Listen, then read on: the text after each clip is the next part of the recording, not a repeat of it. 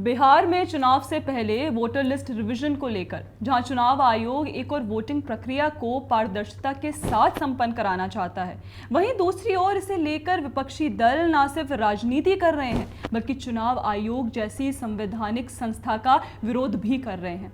आयोग को सरकार का एजेंट बता रहे हैं और यहां तक कि उसे बीजेपी के लिए काम करने वाली संस्था तक बताया जा रहा है।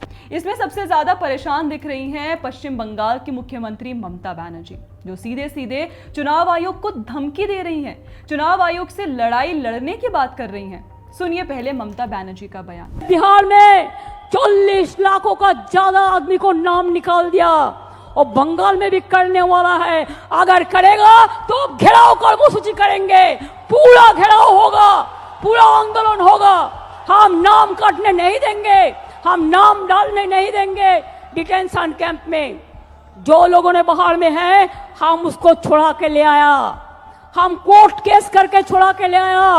अरे जो आईन है आपका, जो कानून है, इसको हम बातिल करेगा, हम इसमें हम चेंज करेगा। हमें नहीं मानेंगे, हमें नहीं मानेंगे, हमें नहीं मानेंगे। ममता बनर्जी कह रही हैं बिहार में जिस तरह से लाखों वोटर्स के नाम चुनाव आयोग ने वोटिंग लिस्ट से हटाए हैं, हम वो बंगाल में नहीं होने देंगे। हम किसी का नाम नहीं कटने देंगे, हम चुनाव आयोग का पूरा घेराव करेंगे।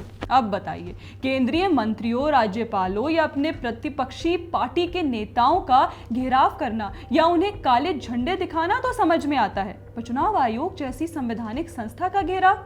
अरे ममता दीदी, माना कि पिछले 5 दशक से पश्चिम बंगाल में राजनीति का आधार ही घेराव है, पर आप किसी का भी घेराव करवा देंगी, माने चुनाव आयोग का भी घेराव। ये कौन कराता है? अब सवाल तो ये भी है कि आखिर ममता बनर्जी बंगाल में संभावित वोटर लिस्ट वेरिफिकेशन से इतना डरी हुई क्यों है? ममता बनर्जी को कौन सी ऐसी चिंता सता रही है जिसके कारण वे लगातार चुनाव आयोग के इस ड्राइव का विरोध कर रही हैं? चुनाव आयोग से आर पार की लड़ाई के मूड में है, और वह भी तब जब पश्चिम बंगाल में अभी तक ये चुनाव आयोग ऐसा कोई रिव्यू शुरू भी नहीं किया है। दरअसल बिहार के बाद कुछ ही महीनों में पश्चिम बंगाल में चुनाव होने हैं। चुनाव आयोग ने यह पहले ही साफ कर दिया है कि देश के सभी राज्यों में स्पेशल इंटेंसिव रिवीजन किया जाएगा। ऐसे में टीएमसी ये जानती है कि पश्चिम बंगाल में एसआईआर ड्राइव शुरू होने का क्या मतलब है, क्योंकि एसआईआर के जरिए पश्चिम बंगाल में सालों से अवैध रूप से रह रहे लोग जो फर्जी वोटर आईडी कार्ड के जरिए अपना वोट देते थे, उनका पर्दाफाश हो जाएगा। साथ ही बंगाल में जो लाखों डुप्लीकेट वोटर्स हैं, उनका खेल खत्म हो जाएगा, जिसका असर सीधे सीधे टीएमसी के वोट बैंक पर होगा। ममता बनर्जी के इस डर के पीछे एक और कारण है। वैसे दरअसल टीएमसी ने 2021 में राज्य के चुनाव में 213 सीटें जीती थी, जिसमें मुस्लिम वोटरों की बड़ी भूमिका थी। अगर बिहार मॉडल की तर्ज पर बंगाल में मतदाता सूची का गहन पुनरीक्षण होता है तो दस्तावेजों की कमी के कारण बंगाल में लाखों वोटरों के नाम हट सकते हैं। फर्जी वोटर्स जो अब तक टीएमसी को वोट करते थे, वो वोट नहीं दे पाएंगे। दरअसल ममता बनर्जी पर यह आरोप लगते रहे हैं कि उन्होंने अपने राज्य में रोहिंग्या मुसलमान और अवैध घुसपैठियों को बसा रखा है और वे टीएमसी के वोट बैंक के तौर पर काम करते हैं। राजनीतिक पंडित तो यह भी आरोप लगाते हैं कि ममता बनर्जी के सत्ता में टिके रहने का कारण उनका यही वोट बैंक है। ऐसे में जाहिर है कि चुनाव आयोग अवैध रूप से रह रहे घुसपैठियों को भी वोटिंग लिस्ट से बाहर कर सकता है, जो फर्जी वोटर आईडी कार्ड के जरिए वोट देते हैं। ऐसे में ममता बनर्जी की परेशानी समझी जा सकती है। ममता बनर्जी का डर का अंदाजा आप इससे भी समझ सकते हैं कि उन्होंने 26 जून 2025 को आरोप लगाया था कि यह प्रक्रिया एनआरसी से भी खतरनाक है। इसका असली निशाना बंगाल है। उन्होंने चुनाव आयोग पर आरोप लगाते हुए कहा था कि वोटर लिस्ट वेरिफिकेशन के जरिए गरीबों, प्रवासियों और विशेष रूप से मुस्लिम समुदाय को निशाना बनाने की साजिश है, जो तृणमूल कांग्रेस का मजबूत वोट बैंक है। बंगाल में 27% से अधिक मुस्लिम आबादी है और ममता को डर है कि यह प्रक्रिया उनके वोटर आधार को कमजोर कर सकती है।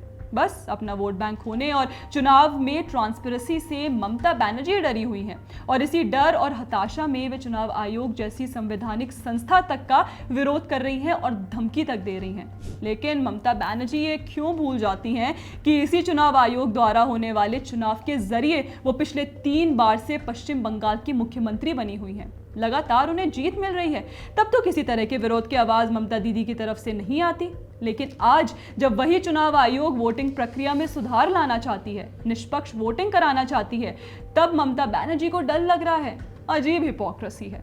आखिर में सवाल ये कि क्या चुनाव आयोग जैसी संवैधानिक संस्था को उसके किसी ड्राइव को करने से राज्य की सरकार रोक सकती है? क्या जिस नियम के तहत चुनाव आयोग पूरे देश में अपना ड्राइव चलाएगा, उसका विरोध उस राज्य का मुख्यमंत्री कर सकता है? वो भी तब जब चुनाव आयोग को संविधान में ये अधिकार है कि संसद और राज्य विधानसभाओं के चुनावों के लिए मतदाता सूची तैयार करने और उनके संचालन के सुप्रिंटेंडेंस, निर्देशन और कंट्रोल करने का उसे पूरा अधिकार है।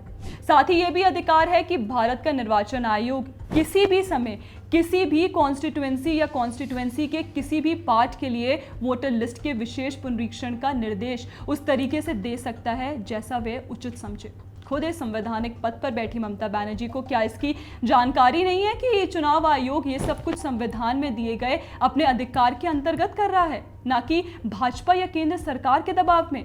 फिलहाल तो इंतजार कीजिए उस समय का जब बिहार की तरह ही बंगाल में भी एसआईआर के जरिए लाखों फर्जी वोटर्स वोटिंग लिस्ट से बाहर होंगे और चुनावी हिंसा झेलने वाले बंगाल में भी निष्पक्ष और ट्रांसपेरेंट चुनाव होंगे।